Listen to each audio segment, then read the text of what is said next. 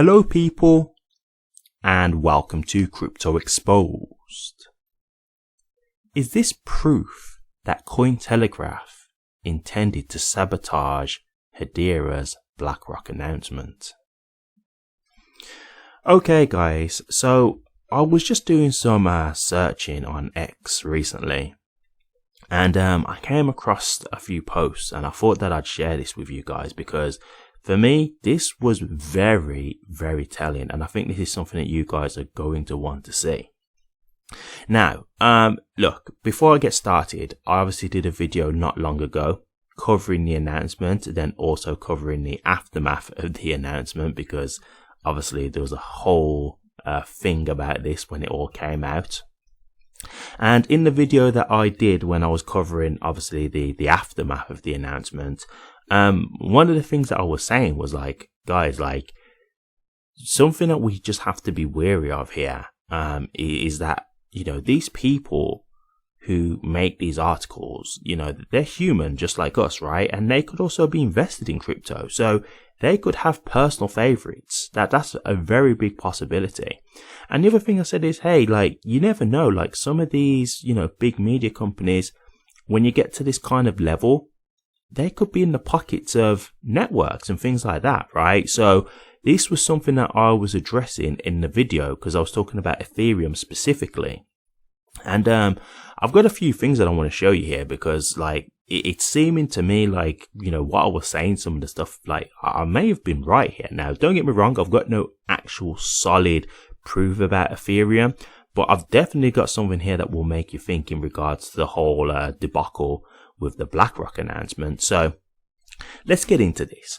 So I've got a post here from Tom Mitchell-Hill, and he is a reporter for the Cointelegraph. Okay, now Cointelegraph was one of the media outlets that released a article about the BlackRock announcement, and they were basically saying how it was misinterpreted and, you know, it wasn't really BlackRock working with Hedera, etc., right?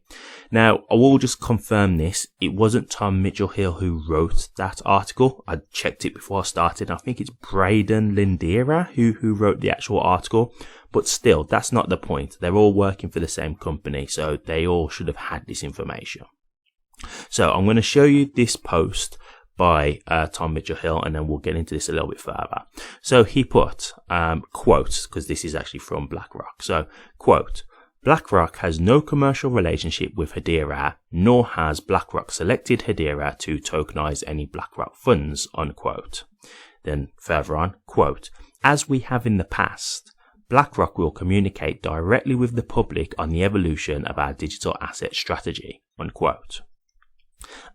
BlackRock to the Cointelegraph. So this is what BlackRock sent to the Cointelegraph regarding the announcement of the obviously BlackRock fund being tokenized on Hedera.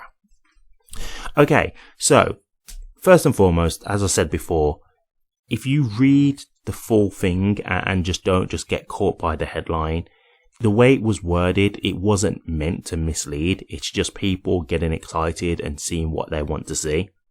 So to me, like, I've already covered that in the previous video, so I don't really want to go too in depth into that right now. So in regards to that, that's fine. That doesn't really bother me because that was never something that was an issue for me anyway. I never felt misled or anything at all. I thought that the post was fine by the HBAR Foundation. But this is what I want to get into, okay? So we have a guy here named Brady, and I'm just going to go into his profile so you can see this here. So we have here his description, decentralizing the web at Bono Finance, and then he's got HBAR in his description. So it sounds like he's a developer, basically, right? So this guy, you know, seems like he's going to know his stuff. So let me get to a post that he's put in reply to Tom Mitchell-Hill here. So Brady said, the underlying frustration is Cointelegraph was provided details, in brackets, approved by BlackRock, under embargo 1+ week prior to the announcement, chose not to write an RWA piece that was accurate and instead ran a piece with its full focus on how, quote, HBAR price increase was due to misinformation, unquote. This was a missed opportunity for a great story highlighting the importance of RWAs, in brackets, which Cointelegraph is no stranger to writing about, and how Hedera, in brackets in this case, is helping push Web3 forward with the BlackRock MMF on-chain, in brackets, regardless of, quote, how, unquote. It's also the second multi-billion-dollar fund tokenized, in brackets, the first was directly from Aberdeen. From this perspective, do you have empathy in understanding the issue? Okay, so that is very telling, right? So let's really think about this. So Brady is basically saying Cointelegraph was actually sent the press statement a week prior to the news actually being announced. They actually knew that this was going to be announced. Okay? Then, instead of them writing something in preparation for this, because let's just be realistic here, right? If you're looking at a crypto media company, you would assume that these guys are basically all for the development of crypto, right? And the technology. That's what you would assume, right? That they want the technology to grow, they want it to advance. So why did they not do an article about this? Why did they not say, yeah, this is great, like, you know, because they could have actually provided clarification as soon as the announcement came out, right? They could have had an article written like, yep, we'll get on this, we'll look into it, we'll do a deep dive on it, read the press statement, etc., and then, you know, write a full-blown article on it. So as soon as the actual press statement was released, Cointelegraph could have dropped their actual article covering the whole thing. So don't you think that's interesting that they decided not to do that? And then instead, the price has gone wildly successful off of the back of the news of this. And then they've just done an actual hit piece, basically, saying how the whole thing is just down to a misinterpretation. Like, to me, that seems like it was done on purpose. Right? Does that not seem to you like an intentional sabotage there? Now, what was the reason for the sabotage? I don't know. Now, maybe they just thought that news article would get more eyeballs on it than just doing the original article, just actually talking about what's happened.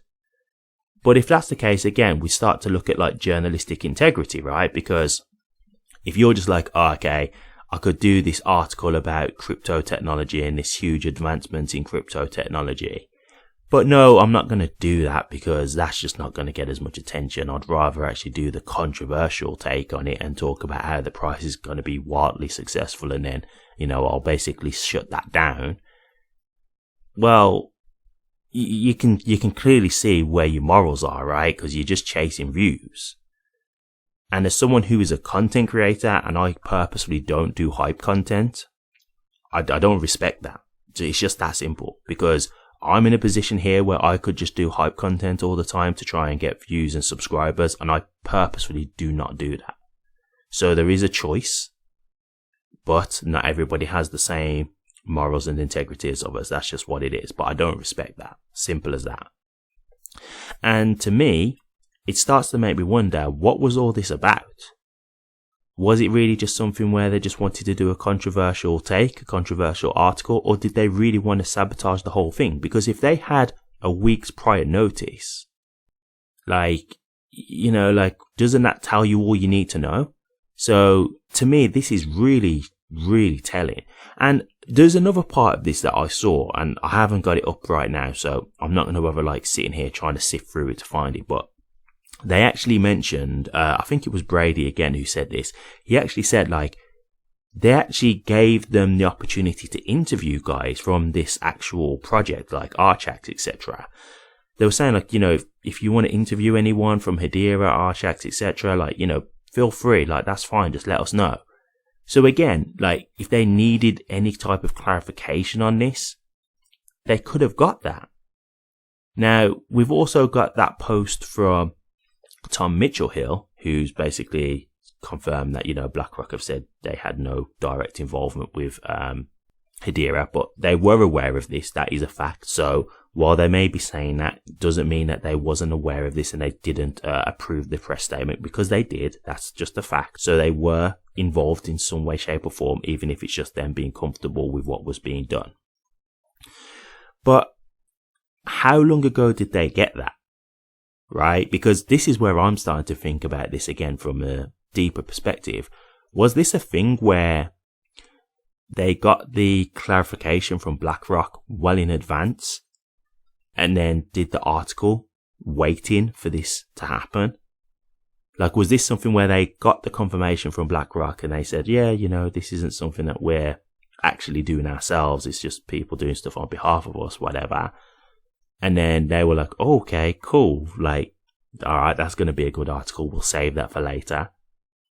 Or was this a thing of the press statement comes out, they then go to BlackRock for comment, obviously BlackRock ends their communication, and then they decided to do the article from there. But to me, neither one of them is good, because if they had the press statement a week in advance, they had time to read what was going on. So again, like, the press statement clears all of this up anyway. So to me, it really does seem like an intentional attack to just rain on the parade of what happened. The fact that they had this advance notice, doesn't that just tell you, like, everything you need to know about this? So I find this really strange, to be honest with you. And I think this, again, it tells you how Cointelegraph are operating here.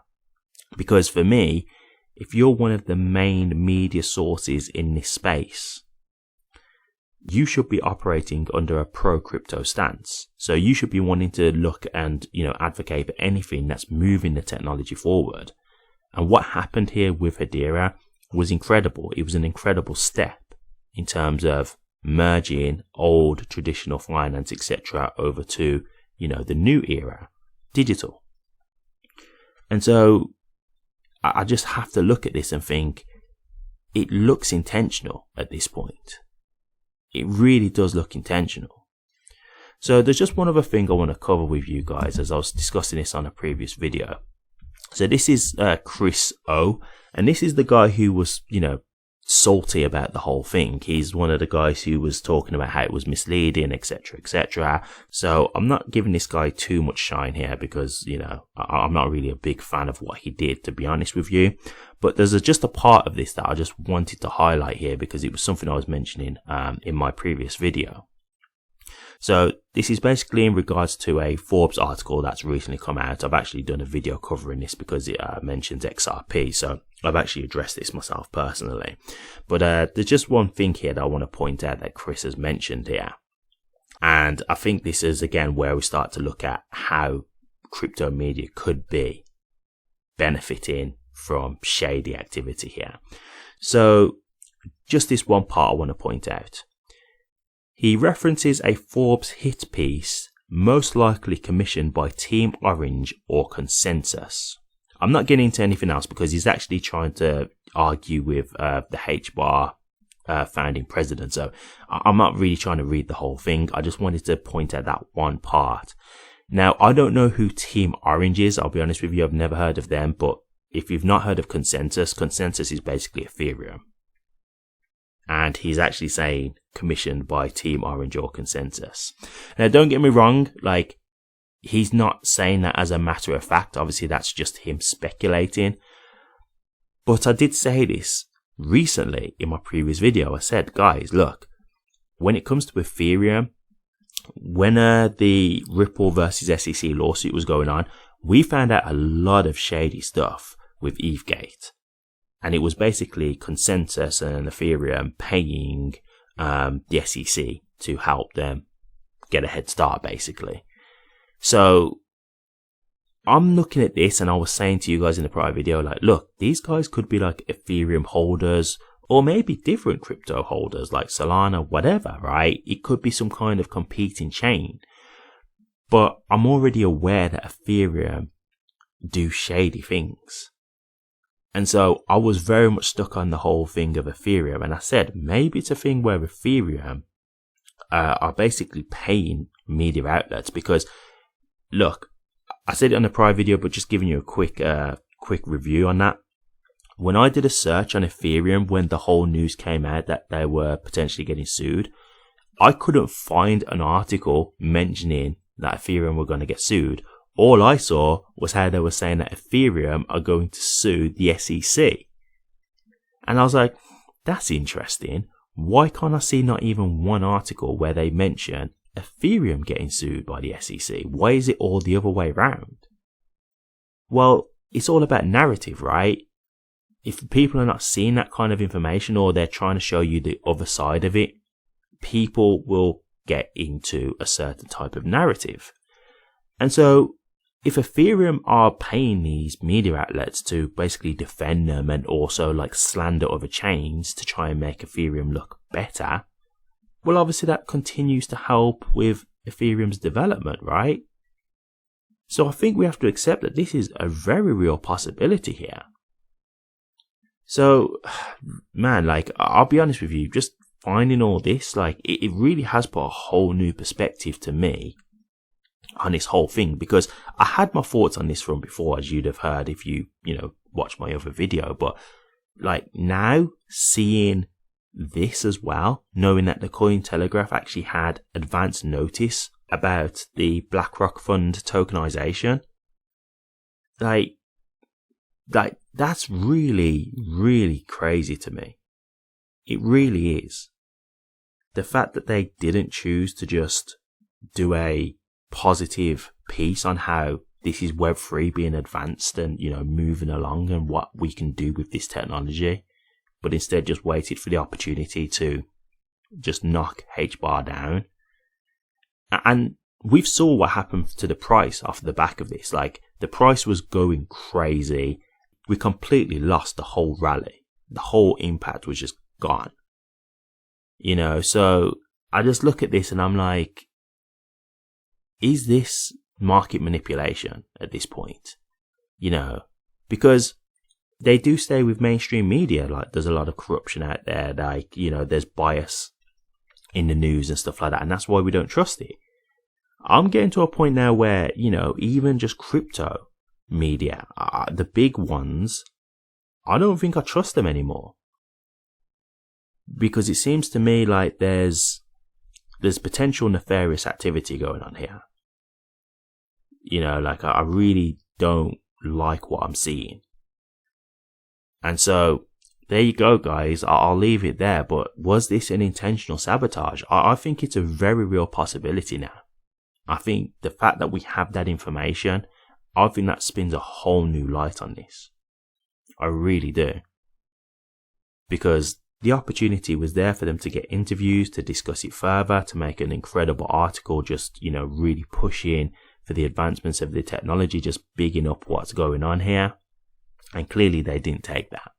They took the completely opposite approach to just try and knock the whole achievement and really downplay it and effectively really damage the price that came from it.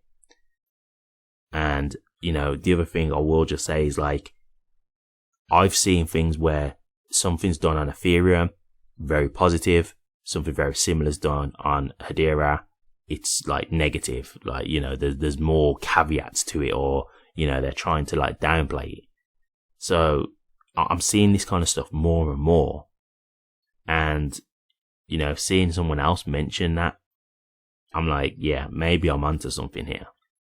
So all I will say here, guys, is just be careful, because, just because a company is really big doesn't necessarily mean they're credible. I think at a certain point, it's actually like the bigger that they get, the less credible they can be, because they can be more open to corruption, because, once they're that big, they've got a bigger influence. And that's why networks may want to go to them and may want to start giving them money to try and, incentivize them to make positive articles and negative articles. Do you see what I'm saying? Like they could be way more open, because these networks will want to work with them because they're going to have the bigger reach than the smaller crypto companies, the smaller crypto media companies.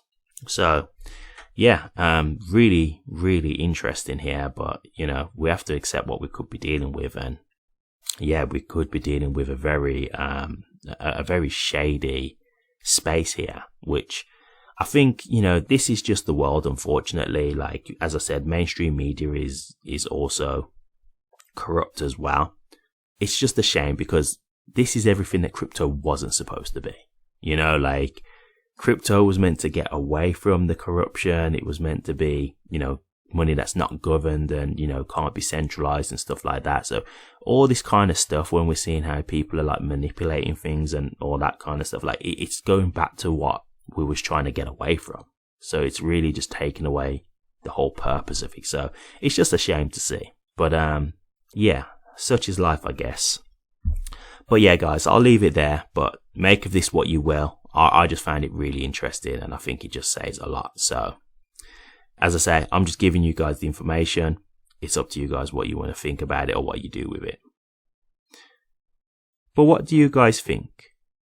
Cointelegraph purposefully sabotaging Hedera's BlackRock announcement. Do you agree with this? Do you think Cointelegraph was out to sabotage Hedera? Do you think they will continue to do this to ruin the price potential? Or do you not agree with this?